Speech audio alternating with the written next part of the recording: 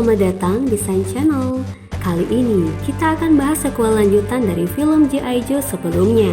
Film ini berjudul G.I. Joe Retaliation yang dirilis pada tahun 2013. Misinya gak jauh beda guys. Lagi-lagi para pasukan elit G.I. Joe akan berusaha menghentikan aksi mafia yang ingin menguasai dunia. Kenapa ya mereka selalu ingin menguasai dunia? Padahal kamu adalah segalanya bagiku. Cie, oke, inilah G.I. Joe Retaliation.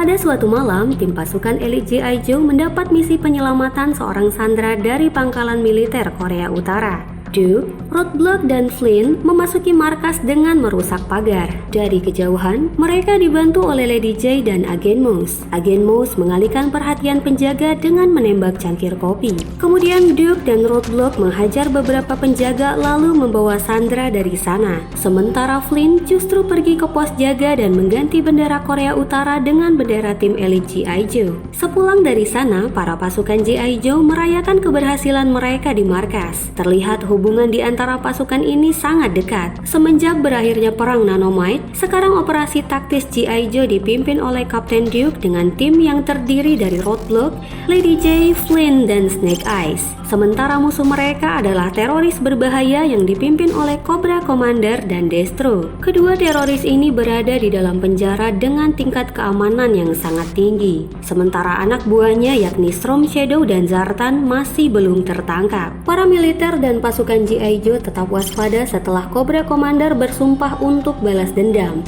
Di Tokyo, Jepang, di lantai atas sebuah gedung, pemimpin klan ninja yang bernama Plane Master memberi sebuah tes kepada muridnya yang bernama Jing, sepupu Storm Shadow. Saatnya untuk membuktikan bahwa Jing siap untuk bergabung dengan G.I. Joe. Sang Master menyuruh Snake Eyes mengambil sehelai rambut dari kepala Jing. Sementara Jing menggunakan dua pedang dengan mata tertutup. Jing hanya mengandalkan indera pendengarannya saja. Snake Eyes bergerak sangat senyap, berusaha mengambil rambut dan menghindar dari serangan Jing. Pendengaran Jing sangat tajam. Pedangnya menyayat tangan Snake Eyes hingga terluka. Di tengah kolam, Snake Eyes mengecoh Jing hingga pedangnya memotong rambutnya sendiri. Snake Eyes berhasil mendapatkannya. Jing terlihat kesal dan pergi. Atas keberhasilannya, sang master memberi hadiah sebuah pedang keadilan yang terbuat dari serat karbon hitam pada Snake Eyes. Pedang yang sangat kuat dan tak bisa dihancurkan. Sementara di Amerika, Duke dan Roadblock sedang bermain game perang di rumah Road. Roadblock mengatakan kalau Duke hebat bertempur tapi noob kalau main game. Kemudian Roadblock menampilkan siaran TV yang menyiarkan berita pembunuhan Presiden Pakistan. Hal ini mengakibatkan kekacauan dan perdebatan kendali atas senjata nuklir milik Pakistan karena kosongnya kekuasaan di negara itu. Sementara di Gedung Putih, para petinggi Amerika juga cemas akan kematian Presiden Pakistan. Mereka khawatir jika kendali nuklir jatuh ke tangan yang salah. Presiden memerintahkan pasukan elit G.I. Joe untuk mengamankan hulu ledak nuklir yang telah dikuasai para pemberontak. Malam harinya, di bawah komando Kapten Duke, para pasukan G.I. Joe langsung terjun menuju lokasi nuklir di Pakistan. Para pasukan memasuki tempat itu dari atap gedung.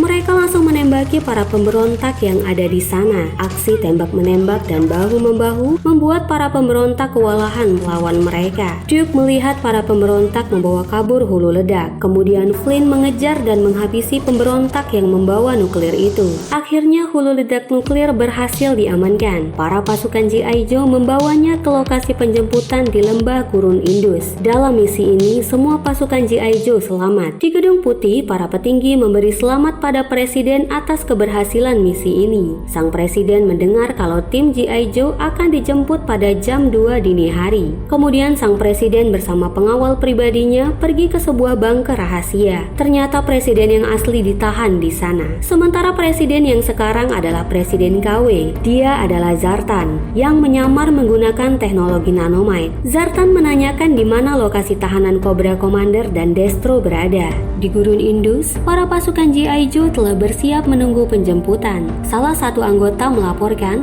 kalau markas pusat tidak bisa dihubungi. Duke dan Roadblock melihat tim penjemput datang lebih awal. Tiba-tiba semua helikopter tempur itu justru menembaki mereka dengan serangan penuh. Para pasukan G.I. Joe dibantai tanpa ampun. Saat itu, Duke mencoba menyelamatkan Flynn yang terluka di tempat terbuka. Duke mendorongnya namun mobil yang di dekatnya meledak akibat serangan rudal. Duke tewas dalam serangan itu. Kemudian Roadblock membawa Jay dan Flynn masuk ke dalam sumur. Untuk sementara mereka bertahan dan bersembunyi di sana. Di Gedung Putih, Zartan yang menyamar sebagai presiden mengumumkan lewat konferensi pers bahwa pasukan G.I. Joe telah berkhianat. Dia memfitnah telah merebut senjata nuklir dari Pakistan.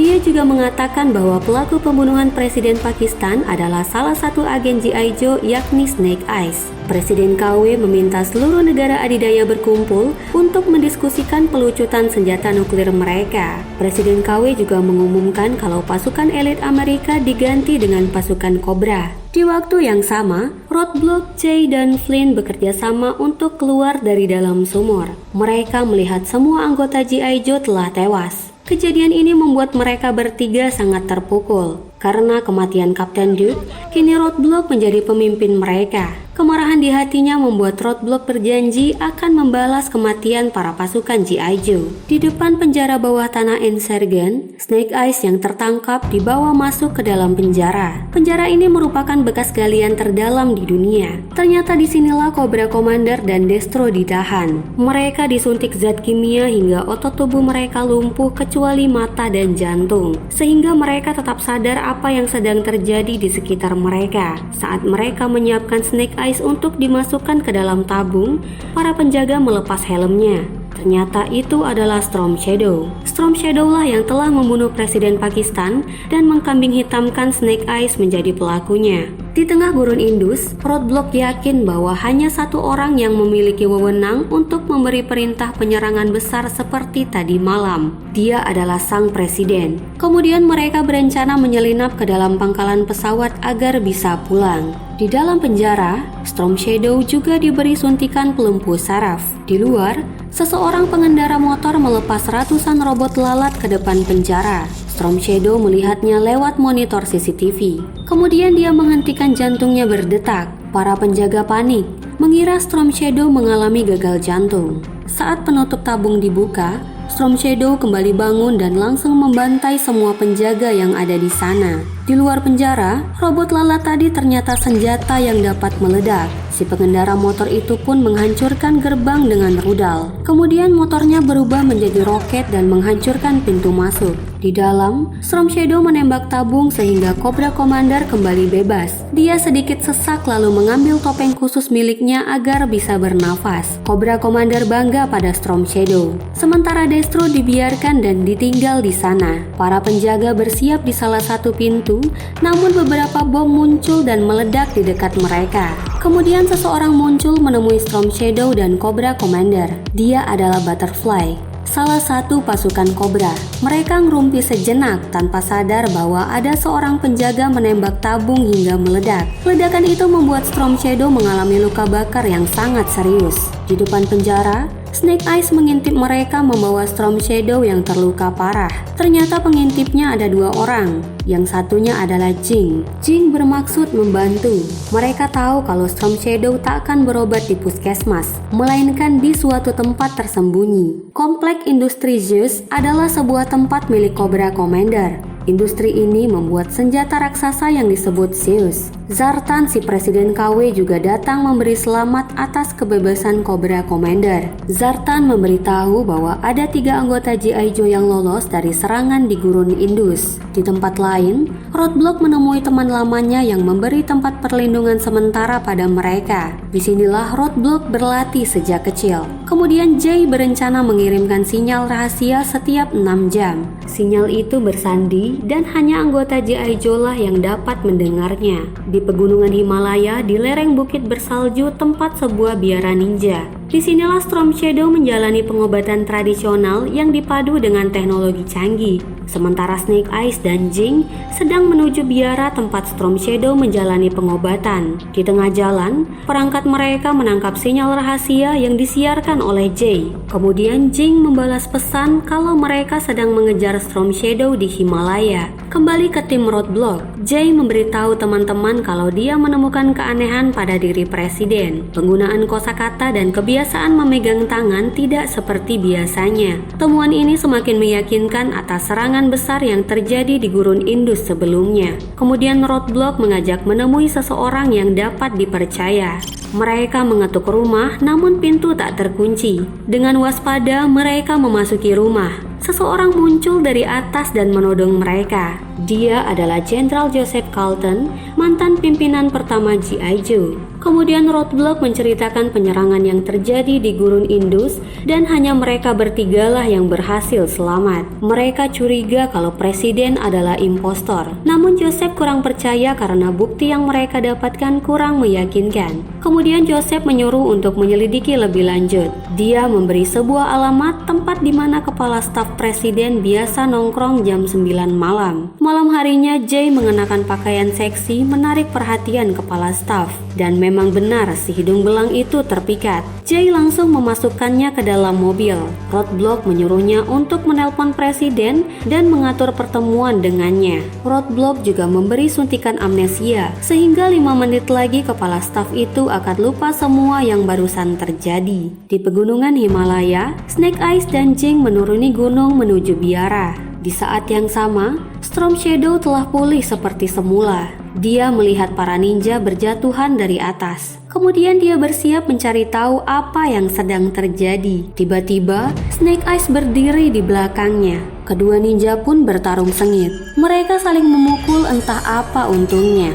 Storm Shadow dan Snake Eyes berkelahi di depan pintu, sehingga Jing terpaksa harus masuk lewat jendela. Si nenek marah dan menyerang. Jing menendangnya hingga pingsan. Sementara kedua ninja itu masih saja berkelahi hingga terlempar. Keduanya saling mengunci di halaman, lalu Jing datang membiusnya. Storm Shadow dimasukkan ke dalam kantong dan dibawa kabur dari kejaran para ninja. Melompat dan meluncur menggunakan tali di atas jurang. Para ninja masih saja mengejar mereka. Sesekali berkelahi sambil meluncur dengan tali. Sebagian ada yang terjatuh ke bawah jurang.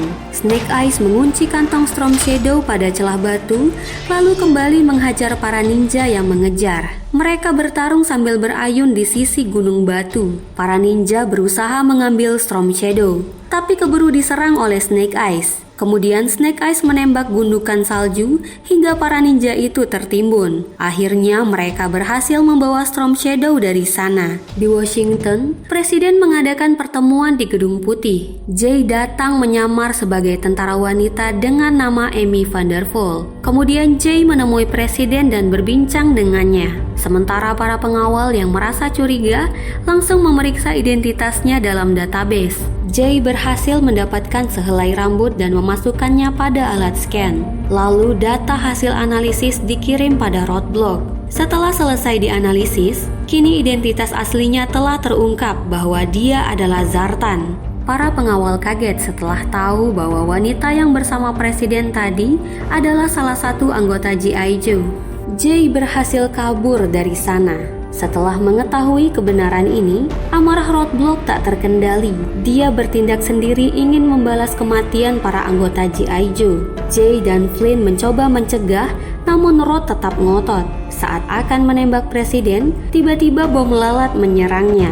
Firefly datang dan menghajarnya dengan sebuah besi. Roadblock tak berdaya. Saat Roadblock akan ditembak, Flynn langsung menabraknya hingga terlempar. Firefly tertatih dan memilih untuk kabur. Beralih ke Tokyo, Jepang di kuil Arashikage. Sang Master menanyakan rencana Cobra Commander atau Storm Shadow akan dibunuh dengan pedang yang dulu dia gunakan membunuh guru besar mereka. Tak disangka, Storm Shadow justru mengatakan kalau bukan dia yang membunuh guru. Sambil menatap ke arah Snake Eyes, Storm Shadow mengaku telah difitnah oleh seseorang. Snake Eyes terdiam mendengarnya. Storm Shadow mengambil pedang itu dan mengayunkannya pada Snake Eyes. Ternyata pedang itu patah. Itu adalah pedang tiruan karena pedang Arashikage milik Storm Shadow yang asli tidak bisa patah. Sang Master menanyakan siapa orang yang paling diuntungkan atas fitnah ini. Akhirnya Storm Shadow sadar kalau selama ini Zartanlah yang telah menjebaknya.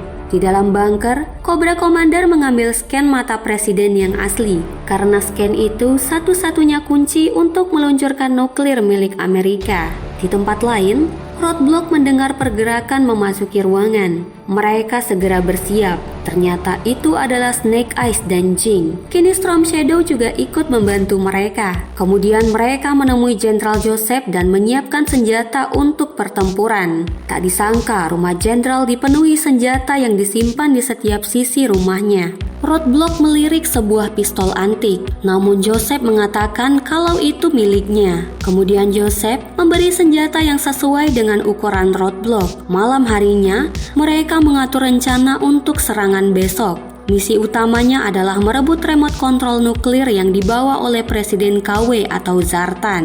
Esok harinya di dalam sebuah benteng peninggalan perang di Carolina Selatan, Presiden KW mengadakan pertemuan dengan para presiden dari 8 negara adidaya yang memiliki bom nuklir. Pertemuan itu dikawal dengan keamanan tinggi oleh tentara dan tank perang. Di laut, Cobra Commander datang bersama Storm Shadow. Mereka tidak tahu kalau Storm Shadow hanya berpura-pura. Di dalam ruangan, Presiden KW meminta para presiden melucuti nuklir mereka dengan alasan ingin mewujudkan perdamaian dunia bebas nuklir. Yang tidak setuju akan dianggap mengajak perang. Melihat tidak ada yang setuju, si Presiden KW meluncurkan nuklir milik Amerika Serikat mengarah ke 8 negara sasarannya. Semua presiden yang hadir pun panik melihatnya. Para pasukan G.I. Joe mulai beraksi menyusup menghabisi para penjaga. Para presiden menyiapkan koper nuklir masing-masing, kemudian meluncurkan nuklir mereka ke arah Amerika. Sementara Jay dan Jenderal Joseph menyerang penjaga di depan bunker tempat presiden asli dikurung. Setelah semua negara meluncurkan nuklirnya, sang presiden KW kemudian meledakkan nuklirnya sebelum sampai ke negara sasaran. Lalu para presiden lain juga meledakkan nuklir mereka di langit.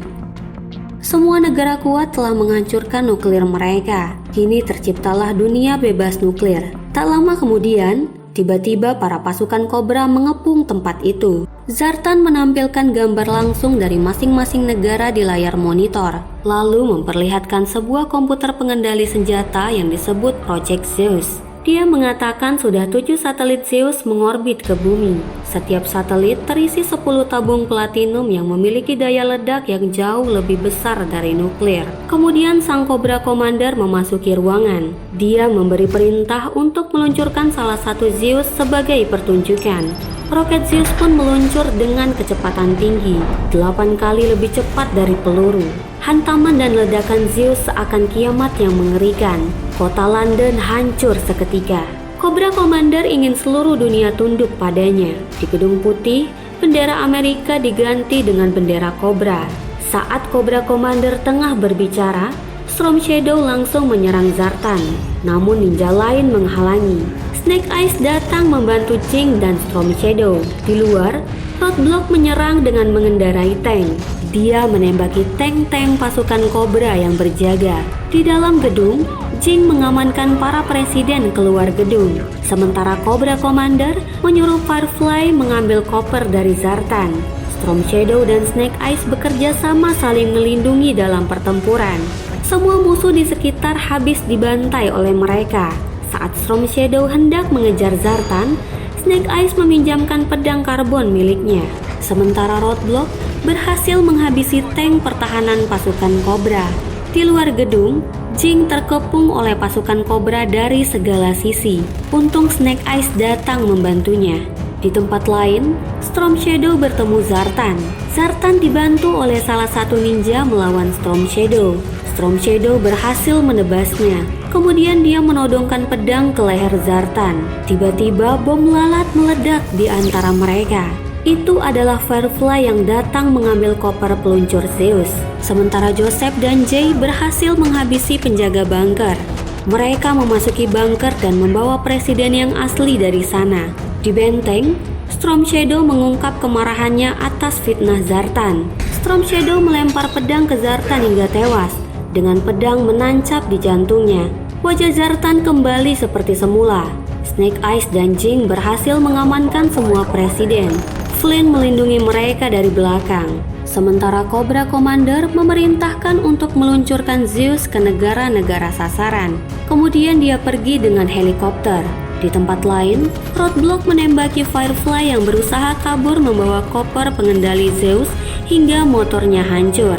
Lagi-lagi Firefly berlari berusaha kabur menggunakan speedboard. Roadblock mengejarnya dengan speedboard juga. Dia menembaki kapal Firefly hingga hancur.